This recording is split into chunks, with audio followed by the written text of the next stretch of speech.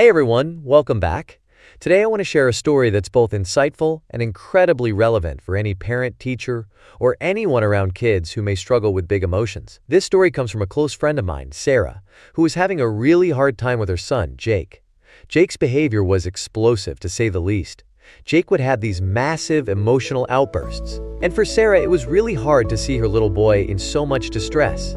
She wanted to help him, but the traditional discipline methods, timeouts, consequences, grounding, they just didn't work.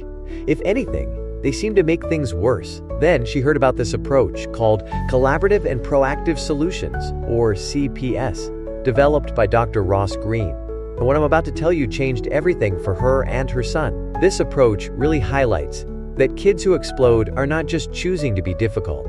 They act out because they lack certain skills, like flexibility, frustration, tolerance, or problem-solving abilities. So, Sarah started diving into the CPS approach, and she learned something groundbreaking. Kids do well if they can. If a child could behave better, they would. Jake's outbursts weren't about defiance. They were signs that he was struggling with something he just didn't know how to handle. Let me take you through the steps Sarah followed. Instead of focusing on punishment, Sarah's first step was empathy. Whenever Jake had an outburst, rather than reacting with anger or frustration, she'd sit down with him afterward and say something like, "Jake, I noticed you got really upset earlier. Can you help me understand what was bothering you?" At first, Jake didn't open up much, but with time, he started sharing little things that upset him. Sometimes, it was because he couldn't find his favorite toy. Other times, it was because a plan changed and he couldn't handle it. By giving him space to express himself, she was starting to uncover the root causes of his frustrations. After a few weeks of these empathy sessions, Sarah moved on to the next step, defining the problem. She'd say, "I understand you get really upset when you can't find your toy, and I want to help you feel better. But it's also hard for me to help when you're yelling or throwing things. How can we work together on this?" This step helped Jake understand that his feelings were valid, but his reactions needed to be managed. It showed him that Sarah wasn't just going to impose her solution, she was genuinely trying to work with him to make things better for both of them. Finally, Sarah invited Jake to brainstorm solutions together. She'd ask him, "What do you think we can do next time to keep things calm when you're upset?"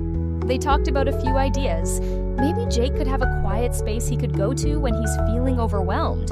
Or maybe he could take a deep breath and try to explain what's bothering him without yelling. Over time, Jake started coming up with his own ideas, like finding a favorite book to calm down or squeezing a stress ball.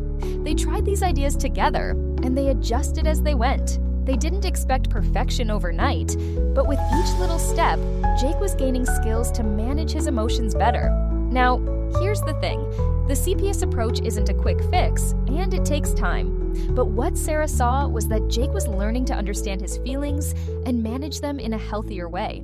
He wasn't just behaving better because of consequences. He was actually developing the skills he needed to keep calm. And Sarah?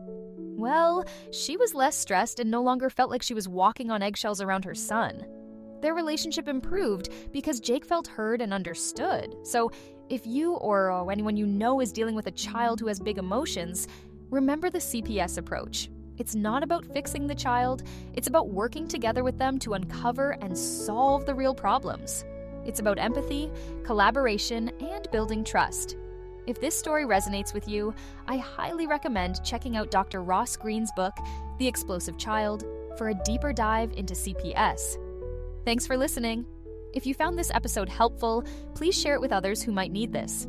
And don't forget to hit that subscribe button to stay updated with our latest episodes. Until next time, remember, kids do well if they can. All they need is a little bit of our help. Take care, everyone!